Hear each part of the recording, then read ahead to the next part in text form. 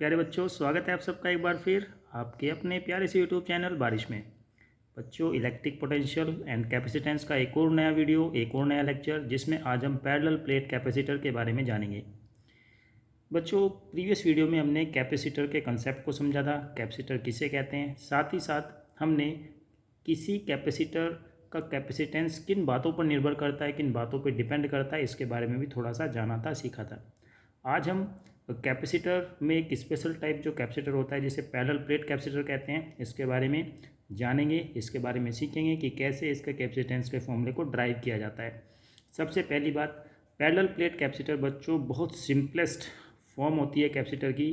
साथ ही साथ ये मोस्ट वाइडली यूज्ड कैपेसिटर होता है, यानी कि ज़्यादातर कैपेसिटर आपको इसी फॉर्म में देखने को मिलेंगे, पैरेलल प्लेट कैपेसिटर। वैसे तो स्पेरिकल कैपेसिटर भी होते हैं, साथ ही साथ सिलेंड्रिकल कैपेसिटर भी होते हैं, बट हमारे स्कोप में पैरेलल प्लेट कैपेसिटर है और हम इसी के बारे में ज़्यादा पढ़ेंगे, ज़्यादा सीखेंगे। तो चलिए शुरुआत करते हैं। सबसे पहले बच्चों, पैरेलल प्लेट कैपेसिटर, जैसे कि नाम से ही पता है, पैरेलल मतलब समांतर, है ना। तो हमारे पास दो प्लेटें होंगी और दो कंडक्टिंग, क्योंकि कैपेसिटर का मतलब ही होता है कि आपके पास दो कंडक्टिंग प्लेट होनी चाहिए या दो कंडक्टर्स होने चाहिए। तो आपके पास जो कंडक्टर्स हैं वो प्लेट के फॉर्म में है।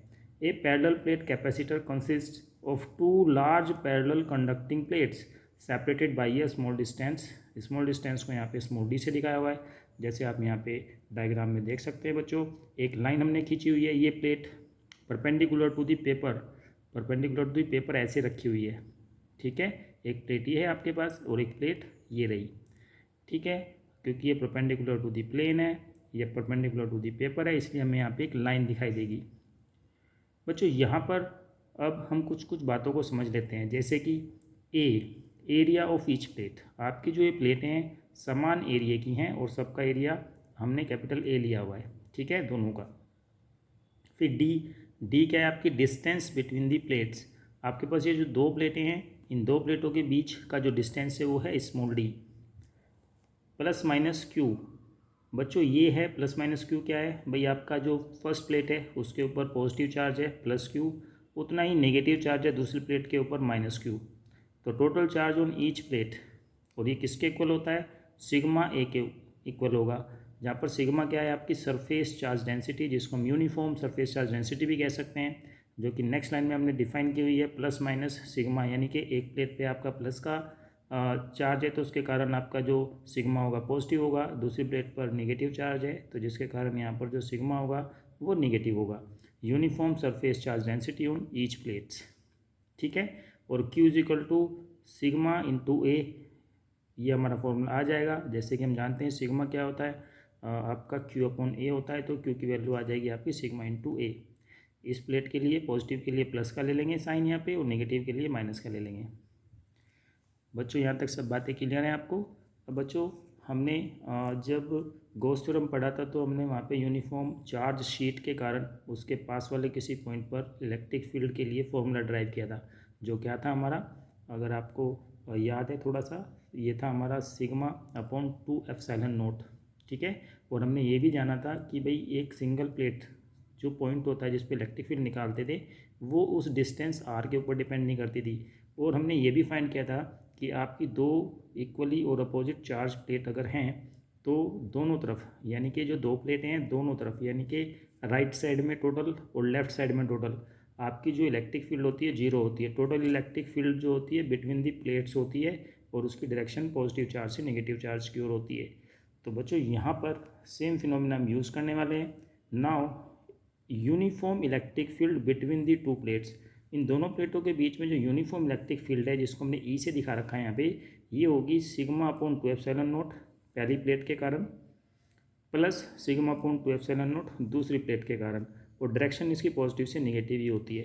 तो इनको जब आप सॉर्ट आउट करोगे, सिंप्लीफाई करोगे, तो सिग्मा अपॉन एप्सिलॉन नॉट आ जाता है। हाँ बच्चों, ये प्रीवियस वीडियोस देख सकते हैं जिसमें हमने इस कंसेप्ट के बेस पर बहुत सारे तो नहीं कहेंगे पर 3-4 न्यूमेरिकल्स हमने सोल्व किए हैं, जिसमें सेम कंसेप्ट को हमने समझने की कोशिश की है कि कैसे दोनों प्लेटों के बीच में या दोनों प्लेटों के इधर उधर इलेक्ट्रिक फील्ड वेरी करता है। बस ध्यान देने वाली बात यह है कि आपका जो इलेक्ट्रिक फील्ड होता है किसी पर्टिकुलर प्लेट के कारण, यूनिफॉर्मली चार्ज प्लेट के कारण या शीट के कारण, वो आर के ऊपर डिपेंड नहीं करता है। चलिए बच्चों, अब यहाँ पर हमने इलेक्ट्रिक फील्ड फाइंड कर लिया बिटवीन दी प्लेट्स, और अब हम पोटेंशियल डिफरेंस यहाँ पे फाइंड कर सकते हैं बिटवीन दी प्लेट्स, जो कि फॉर्मूला E=V/D से निकाला जा सकता है। ये V यहाँ पे कितना आ जाएगा, E/D। ये फॉर्मूले पे बेस पे हम पीछे डिस्कस कर चुके हैं, एक न्यूमेरिकल्स था वो भी हमने सोल्व किया था इस फॉर्मूले के बेस पे, और यहाँ पर भी हम इसे दोबारा से अप्लाई कर रहे हैं। तो V=E/D हो जाता है। E की वैल्यू बच्चों हमने ऊपर अभी कैलकुलेट की है, σ/ε0, वो वैल्यू हमने यहाँ पे रख दी है, और ये आ जाता है σD/ε0। तो धीरे धीरे करके आपको स्टेप्स थोड़े से याद रखने हैं। सबसे पहले इलेक्ट्रिक फील्ड निकाल लेनी है, उसके बाद V=ED का फॉर्मूला लगा के पोटेंशियल डिफरेंस निकाल लेना है प्लेटों के बीच में। अब आपको पोटेंशियल डिफरेंस मालूम ही है, चार्ज आपको मालूम ही है, तो आप इस प्लेट कैपेसिटर का क्या कर सकते हो, कैपेसिटेंस निकाल सकते हैं। Now capacitance of the parallel plate capacitor C=Q/V। Previous videos में हमने इस फॉर्मूले को काफ़ी यूज़ किया है क्वेश्चनों को सोल्व करने में भी। तो बच्चों Q की वैल्यू यहाँ पे σA ये हो जाएगी, क्योंकि हम जानते हैं जो चार्ज होता है चार्ज डेंसिटी इंटू एरिया के इक्वल होता है। V की वैल्यू आपने ऊपर कैलकुलेट की है, σD/ε0। ε0 आपका ऊपर चला जाएगा, सिग्मा से सिग्मा कैंसिल हो जाएगा, तो σε0, सिग्मा आपका कट कैंसिल हो गया, तो C आ जाता है आपका ε0 इंटू A/D। खास बात जो यहाँ पे ध्यान देने की है कि दोनों प्लेटों के बीच में अभी हमने यहाँ पे एयर, क्योंकि एयर आपका एक तरीके से नॉन कंडक्टिंग मटेरियल होता है, तो ऐसा कोई मटेरियल यहाँ पे होना चाहिए। ये कैपेसिटर की जो होती है आपकी एक कंडीशन होती है कि दो कंडक्टिंग प्लेट सेपरेट होनी चाहिए किसी नॉन कंडक्टिंग मटेरियल से, ठीक है। तो यहाँ से हमारे पास C की वैल्यू आ जाती है ε0 A/D। यही हमारा पैरेलल प्लेट कैपेसिटर के लिए फॉर्मूला होता है। ये कब इस्तेमाल करना है हमें, जब आपकी प्लेटों के बीच में एयर या वैक्यूम है, ठीक है बच्चों। पर अमूमन पैरेलल प्लेट कैपेसिटर में इन प्लेटों को आप इस तरीके से हेल्ड नहीं कर पाएंगे, क्योंकि प्लेटें आपकी बड़ी हैं, इनके बीच के गैप को आपको हमेशा कांस्टेंट रखने में दिक्कत होगी अगर ये खाली हवा में ऐसे ही रख देते हैं, ठीक है। तो हमेशा हम यहाँ पे क्या करते हैं, डाइलेक्ट्रिक मटेरियल का इस्तेमाल करते हैं। एक्चुअल में होता क्या है बच्चों कि कोई भी डाइलेक्ट्रिक मटेरियल, जैसे कि आप कोई ग्लास ले सकते हो, पेपर ले सकते हो, पोरोसिलिन ले सकते हो, कुछ डाइलेक्ट्रिक मटेरियल्स होते हैं। अब जैसे मान लेते हैं हमारे पास में ये एक डाइलेक्ट्रिक मटेरियल है, ठीक है, और मुझे एक पैरेलल प्लेट कैपेसिटर बनाना है। तो इसका पैरेलल प्लेट कैपेसिटर बनाने के लिए मुझे क्या करना होगा, मुझे एक इसके इस सरफेस पर, है ना, इस सरफेस पर कंडक्टिंग मटेरियल की एक लेयर का लेप कर देना है, इस पर पेंटिंग कर देनी है इसकी इस सरफेस पे। ऐसे ही सेम इसी प्लेट दूसरी प्लेट को क्या कर देना है, इस पर सरफेस पर पेंट कर देना है जो कंडक्टिंग मटेरियल है, ठीक है। ये डाइलेक्ट्रिक मटेरियल क्या करेगा, इन दोनों प्लेटों को क्या करेगा, जो कि बहुत थिन है दोनों प्लेटें, इसको एक तो सपोर्ट दे रहा है ना। अभी हमारा क्या बन गया, पैरेलल प्लेट कैपेसिटर की तरह काम कर सकता है कि जैसे आपका ये जो डाइलेक्ट्रिक मटेरियल है, तो इसने क्या किया, एक तो भाई आपको दोनों प्लेटों को सपोर्ट दे दिया है, ठीक है ना, इधर इधर से। अब इनके बीच का जो गैप है वो हमेशा फिक्स रहेगा, तो इसका जो कैपेसिटेंस होगा वो भी आपका फिक्स रहेगा, ठीक है। दूसरा, आप इसे आसानी से क्या कर सकते हैं, इसका एक और फ़ायदा होता है कि डाइलेक्ट्रिक मटेरियल जब हम यूज़ करते हैं पैरेलल प्लेट कैपेसिटर में या किसी भी टाइप के कैपेसिटर में, तो इसका कैपेसिटेंस इंक्रीज़ हो जाता है। अभी हम देखेंगे कैसे वो इंक्रीज़ हो जाता है। तो आपको डाइलेक्ट्रिक मटेरियल का यूज़ क्यों करना चाहिए, इसके बारे में भी थोड़ी सी जानकारी हम अभी याद रखेंगे और सीखेंगे। तो सबसे पहले तो हमने जो कैपेसिटेंस का फॉर्मूला होता है वो कैलकुलेट कर लिया है पैरेलल प्लेट के लिए, जबकि उन दोनों प्लेटों के बीच में क्या है, एयर है, ठीक है। अब बच्चों मान लेते हैं कि हमारे पास कोई डाइलेक्ट्रिक मटेरियल है जिसका डाइलेक्ट्रिक कांस्टेंट K से हम दिखाते हैं, capital K is inserted between the plate such that its width is equal to D। यानी कि इस पूरे दोनों प्लेटों के बीच में हमने यहाँ पे कोई डाइलेक्ट्रिक मटेरियल भर दिया, जैसे हमने अभी ये एग्जांपल लिया, ठीक है। तो ये प्लेट का जो है ना, आपकी जो प्लेट है, कंडक्टिंग प्लेट है, उसको हमने पिघला लिया, उसको हमने मेल्ट कर लिया और उसकी एक लेप इसके ऊपर ऐसे चिपका दी अच्छे से, ठीक है। ऐसी एक लेयर हमने क्या किया, इसके ऊपर पेंट करके एक लेयर यहाँ पे बना दी, एक लेयर हमने इसके ऊपर यहाँ पे बना दी। तो हमारा ये अब क्या बन गया, एक तरीके से पैरेलल प्लेट कैपेसिटर हो गया। जो ये प्लेट है कंडक्टिंग प्लेट, वो इसके ऊपर चिपक गई है डाइलेक्ट्रिक मटेरियल के, ठीक है। तो ये अगर हम भर देते हैं तो बच्चों कैपेसिटेंस कितना हो जाएगा, C=K/ε0 A/D। अब आप देखेंगे कि जब डाइलेक्ट्रिक मटेरियल नहीं था तब आपका कैपेसिटेंस का फॉर्मूला क्या था, ε0 A/D। पर अब जो फॉर्मूला बना K/ε0 A/D बना, यानी कि इस K से पूरा जो है ये मल्टीप्लाई हो जाता है या इतना गुना आपका कैपेसिटेंस इंक्रीज़ कर जाता है।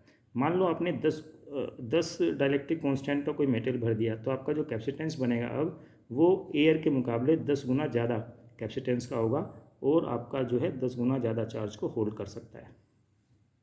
क्लियर है बच्चों कि डाइलेक्ट्रिक कांस्टेंट या डाइलेक्ट्रिक मटेरियल यूज़ करने से क्या होता है, एक तो कैपेसिटेंस इंक्रीज हो जाता है सबसे बड़ी बात, और दूसरा ये जो प्लेट होती हैं हमारी जो कि हवा में ऐसे ही लटकती रहेगी या झूलती रहेगी उसको एक बढ़िया सपोर्ट वहाँ से मिल जाता है। ठीक है, तो हमारा कैपेसिटर क्या होता है, एक सॉलिड कैपेसिटर बन जाता है। अब चलिए बच्चों इसमें कुछ इंपॉर्टेंट पॉइंट जो कि प्रीवियस वीडियो में भी हमने डिस्कस किए थे उनको एक बार देख लेते हैं। यहाँ से बच्चों में क्लियर होता है कि जो कैपेसिटेंस होता है वो एरिया के ऊपर डिपेंड करता है या एरिया के डायरेक्टली प्रोपोर्शनल होता है। तो ये किस किस चीज़ों के ऊपर डिपेंड कर रहा है, प्लेटों के एरिया के ऊपर डिपेंड करता है, डी यानी कि डिस्टेंस के ऊपर डिपेंड करता है, कैसे सी proportional to 1/d।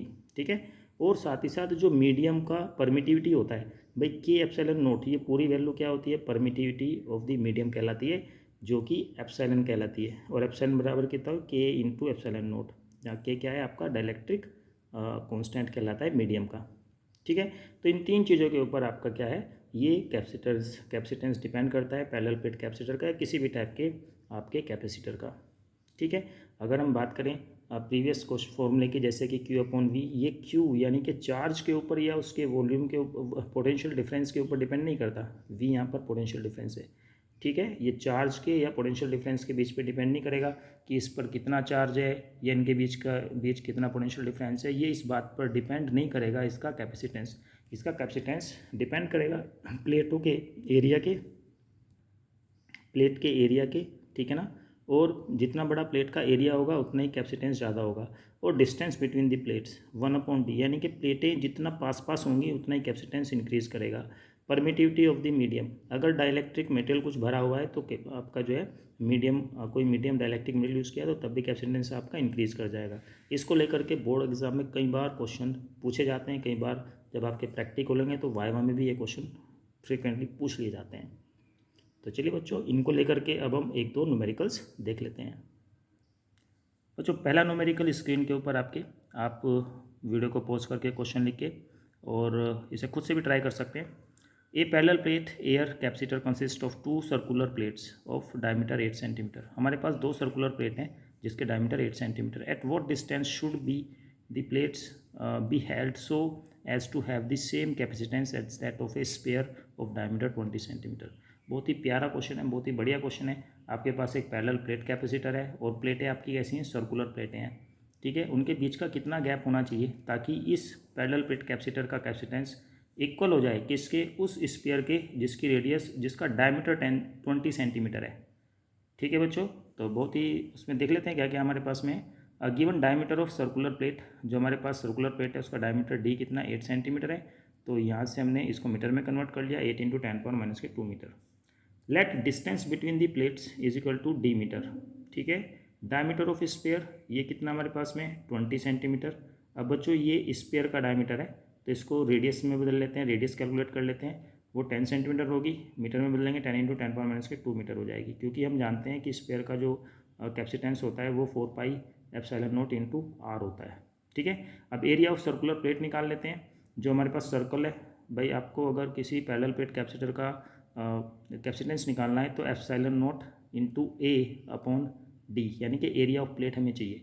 Area of plate हम यहाँ से निकालेंगे π/4 × d², जहाँ d क्या है डायमीटर। आप चाहें तो डायमीटर से रेडियस बना सकते हैं, रेडियस निकाल लेंगे और रेडियस करके πr² का फॉर्मूला लगा के भी एरिया कैलकुलेट कर सकते हैं प्लेट का। तो यहाँ पे π/4 × 8 × 10⁻² का होल स्क्वायर हो जाएगा, क्योंकि d² है। 8 का स्क्वायर 64 होगा, 4 से डिवाइड करेंगे 16 आ जाएगा, पाई एच आ जाएगा, और 10⁻² का होल स्क्वायर है तो 10⁻4 मीटर स्क्वायर हो जाएगा। ये टोटल हमारे पास इसका एरिया आ गया। इतना कैलकुलेट करके हम इसको रख लेते हैं। Now capacitance of parallel plate capacitor is equal to capacitance of spherical conductor. दोनों के कैपेसिटेंस इक्वल है, ये हमें दिए हुए हैं। अब इनके फॉर्मूले लगा देते हैं। यहाँ पे capacitance of parallel plate capacitor ε0 × a/d, क्योंकि यहाँ पे जो स्पेयर था वो एयर बताया इसने कि एयर कैपेसिटर है, इसलिए हम यहाँ पे ε0 लेंगे। ठीक है, यहाँ पे कोई डायलेक्ट्रिक मटेरियल नहीं है। ε0 × a/d, और ये आ जाता है बच्चों आपका कंडक्टर, स्फेरिकल कंडक्टर का आपका कैपेसिटेंस का फॉर्मूला 4πε0 × r। चलिए बारी बारी से इसमें वैल्यू रखने की कोशिश करते हैं। भाई 4π है, ये 16π है, कट करेंगे तो कितना आ जाएगा 4। ठीक है, ε0 से ε0 कट जाएगा। तो डी बराबर कितना आ जाएगा, डी इधर डिवीजन में उधर जाके मल्टीपल में पहुंचेगा, और इधर जो ये चीज़ है मल्टीपल में इधर आ जाएगी, डिवीजन में आ जाएगी। तो 4 इंटू 10⁻² बचेगा, क्योंकि 10⁻² से 10⁻4 कटेंगे तो 10⁻² रह जाएगा, और ये 10 डिवीजन में रहेगा। ये 10 ऊपर जाके माइनस पावर में बदल जाएगा तो 10⁻³ हो जाएगा। ये मीटर में है, इसको mm में बदलेंगे तो 4 mm आपका आंसर आ जाएगा। So distance between the plates D is equal to 4 mm। अगर आप सर्कुलर प्लेटों को 4 mm की डिस्टेंस पे रखते हो तो आपका जो कैपेसिटेंस बनेगा वो इक्वल होगा किसके, स्फेरिकल कंडक्टर के, जिसका डायमीटर 20 सेंटीमीटर है। उम्मीद है बच्चों आपको समझ में आया होगा। चलिए नेक्स्ट एक और क्वेश्चन देख लेते हैं। बहुत ही प्यारा बढ़िया सा सवाल है, पैरेलल प्लेट कैपेसिटर को लेकर ही है। A parallel plate capacitor has plates of area 200 centimetre square. भाई एरिया आपको गिवन है, कैसी प्लेट है, सर्कुलर हो, रेक्टेंगुलर हो, या फिर आपकी स्क्वायर हो, कुछ भी हो, उससे फ़र्क नहीं पड़ेगा, पर आपको एरिया पता है यहाँ पे 200 सेंटीमीटर स्क्वायर दिया है। एंड सेपरेशन 1 mm इसका दिया हुआ है। फर्स्ट पॉइंट पे आपसे पूछा गया है potential difference if a charge of 1 nano coulomb is given to capacitor. अगर आप कैपेसिटर को 1 नैनो कूलम का चार्ज दे देते हो तो कितना पोटेंशियल डिफरेंस होगा अक्रॉस द प्लेट, पहला पार्ट। दूसरा, if the separation becomes 2 mm। अभी सेपरेशन दोनों प्लेटों के बीच में कितना है, 1 mm है। अगर वो 2 mm हो जाए तब पोटेंशियल डिफरेंस कितना होगा प्लेटों के बीच। ठीक है, तो क्वेश्चन के दो पार्ट हैं। सबसे पहले पार्ट में समझ लेते हैं क्या क्या चीज़ें हमें गिवन है। एरिया ए 200 सेंटीमीटर स्क्वायर पता है, इसको आप क्या करेंगे बच्चों, मीटर स्क्वायर में बदलेंगे तो 10⁻⁻⁴ से मल्टीप्लाई करेंगे। 1 सेंटीमीटर को मीटर में बदलेंगे तो 10⁻² से, फिर ये क्योंकि स्क्वायर है तो दूसरा सेंटीमीटर भी है तो एक और 10⁻² से मल्टीप्लाई करेंगे तो 10⁻², 10⁻² यानी कि 10⁻⁴ से मल्टीप्लाई कर देंगे। ठीक है, थोड़ा सिंप्लीफाई करेंगे तो 2 इंटू 10⁻² मीटर स्क्वायर हो जाएगा। भाई ये 100 से 2 और 10⁻² आ जाएगी ना, क्लियर है। अब डी जो है सेपरेशन स्टार्टिंग में कितना दिया हुआ है, 1 mm, मीटर में बदलेंगे 10⁻³ मीटर, क्लियर। चार्ज आपको 1 नैनो कूलम दिया हुआ है यानी कि 10⁻⁹ कूलम दिया हुआ है। अब बच्चों फर्स्ट पार्ट में हम क्या करेंगे, कैपेसिटेंस निकालेंगे पैरेलल प्लेट कैपेसिटर का। फॉर्मूला होता है C = ε0 A into A/d। Epsilon की वैल्यू यहाँ पे रखेंगे हम। अगर आपने अपना सबसे पहला चैप्टर पढ़ा है तो वहाँ पे आपको इसकी वैल्यू याद होनी चाहिए। अगर आपको याद है तो बहुत ही अच्छी बात है। 8.85 इंटू 10⁻12। इसकी यूनिट भी होती है, यूनिट आप ज़रूर कमेंट बॉक्स में कमेंट करके लिखिएगा, इसकी यूनिट क्या है आपको पता होनी चाहिए। इसके बाद ए की वैल्यू हम रख देते हैं 2 इंटू 10⁻²। ठीक है, और आपके पास जो डी है, डी की वैल्यू क्या है 10⁻3। इसे सिंप्लीफाई करेंगे, आप देखेंगे कि 2 आपका 8.85 के साथ मल्टीप्लाई हो रहा है, इसको हमने अभी ऐसे ही लिखा है। बाकी 10⁻3 ऊपर जा करके पॉजिटिव पावर हो जाएगी और -12 -2 मिक्स होकर के क्या हो जाएगा बच्चों, 10⁻14 हो जाएगा। -3 करेंगे ऊपर प्लस जाएगा तो -11 रह जाएगा, यानी कि 10⁻11 फैरड। ठीक है, कैपेसिटेंस आ गया हमारा। कैपेसिटेंस हमसे नहीं पूछा, हमसे पूछा है potential difference across the plate. Now potential difference across the plate कितना आ जाएगा, Q/C, क्योंकि Q बराबर होता है CV। Q = कितना होता है CV, तो V बराबर आ जाएगा Q/C। तो Q/C, Q की वैल्यू आपको पता ही है 1 नैनो कूलम 10⁻⁹ कूलम हो जाती है, और C आपने भी ऊपर कैलकुलेट किया, यहाँ पे हमने रखा। सिंप्लीफाई करेंगे धीरे धीरे करके। भाई ये 10⁻11 ऊपर जाएगा, 10⁻2 हो जाएगी यानी कि 100 हो जाएगी, और 8.85 इंटू 2 है तो इसको 17.7 से डिवाइड करेंगे तो 5.65 वोल्ट आ जाएगा, जो कि पहले पार्ट का हमारा आंसर है। क्लियर है बच्चों। चलिए अब सेकंड पार्ट में जो सेपरेशन है, जिसको हमने D' से दिखाया, अब पहले D था, अब सेपरेशन 2 mm हो गया। तो सेपरेशन 2 mm हो गया। अभी हमने थोड़ी देर पहले भी जाना था कि अगर प्लेटों के बीच डिस्टेंस कम हो जाता है तो कैपेसिटेंस बढ़ता है, और प्लेटों के बीच डिस्टेंस अगर इंक्रीज़ कर जाता है तो कैपेसिटेंस आपका घट जाता है। तो कैपेसिटेंस जब यहाँ घटेगा तो आपका पोटेंशियल क्या हो जाएगा अक्रॉस द प्लेट, इंक्रीज़ कर जाएगा। चलो देखते हैं कितना इंक्रीज़ करेगा। तो now capacitance of capacitor C', सबसे पहले D' हमने देख लिया। चार्ज हमारा सेम ही रहेगा, जो पहला चार्ज था वो अभी भी रहेगा।